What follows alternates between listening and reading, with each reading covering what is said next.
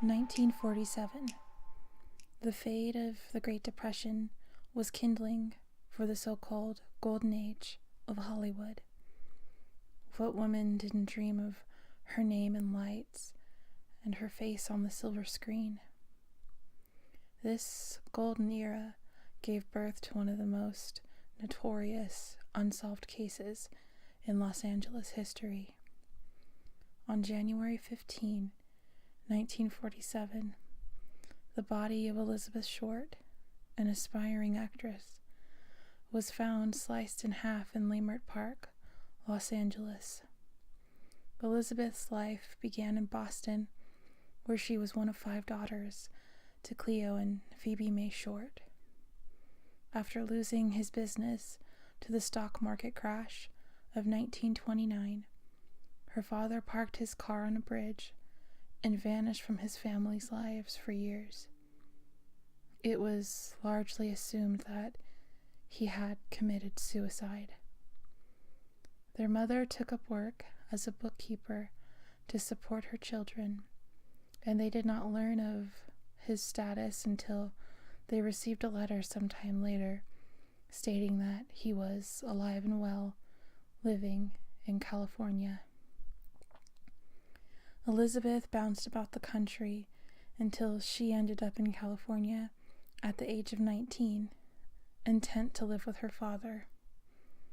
In 1943, the pair moved from San Francisco to Los Angeles. Shortly after, Elizabeth got her own place as well as a job at the Post Exchange. A criminal record followed her after that for charges such as underage drinking.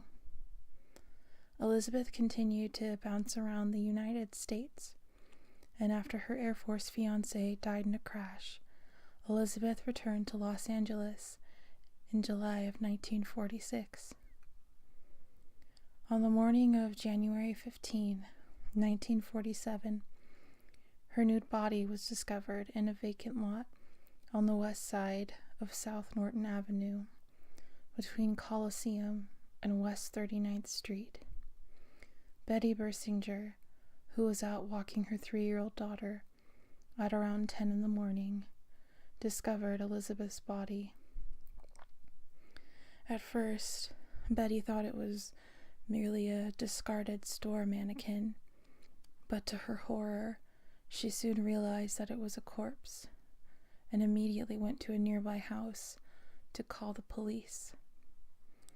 Elizabeth's body had been cut in 2 pieces, having been fully severed at her waist. She had been drained of her blood, and her body showed signs of having been washed by the killer. Arguably the most famous act of brutality Elizabeth endured, her face had been sliced from the corners of her mouth up to her ears, a garish act dubbed the Glasgow Smile. Her body sustained several cuts, including those along her thigh and her breasts, which also had portions of flesh removed from them.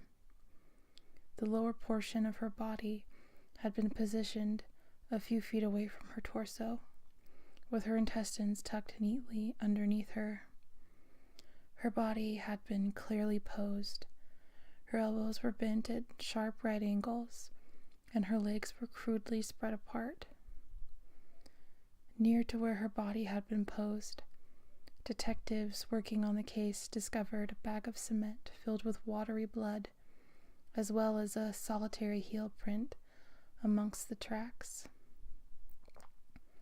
The autopsy performed on Elizabeth yielded the cause of death to be hemorrhaging from the cuts to her face and the shock from multiple blows to her head. Elizabeth had ligature marks around her neck, wrists, and ankles. Although her skull had not been fractured, bruises along the front and right side of her scalp, as well as bleeding, were indicative of blunt strikes to her head. For inexplicable and torturous reasons, reporters of the Los Angeles Examiner had contacted Phoebe Short, Elizabeth's mother, under the guise that Elizabeth had won a beauty contest. After wringing out as much information on Elizabeth as they could from her mother, they informed her of her daughter's brutal murder. The paper offered to pay for airfare and expenses if her mother agreed to help police with the case. This was another trick on their part, as the reporters did everything in their power to keep Phoebe away from the police and other reporters to keep a lock on exclusive information. Local papers really sensationalized the murder.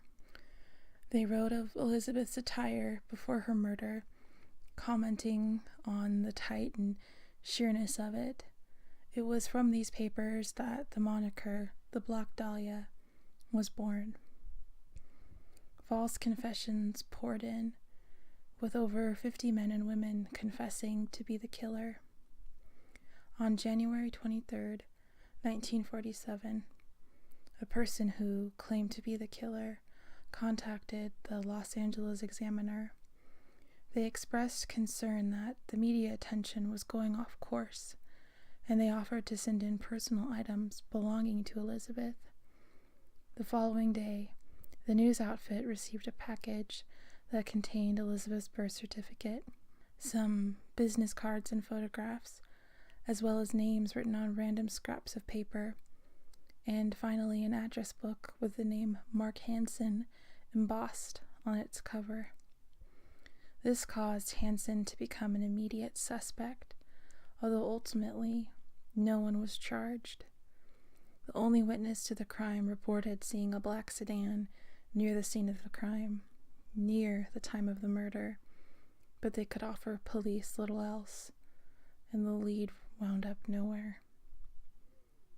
To this day, it is not known who killed Elizabeth Short and why they did it. It is possible the confession was lost amongst the masses, or someone offering forth a relative as a possible suspect had suspicions founded in truth. What is known is that a woman, 22 years of age, died in a horrific manner, the likes of which she did not deserve.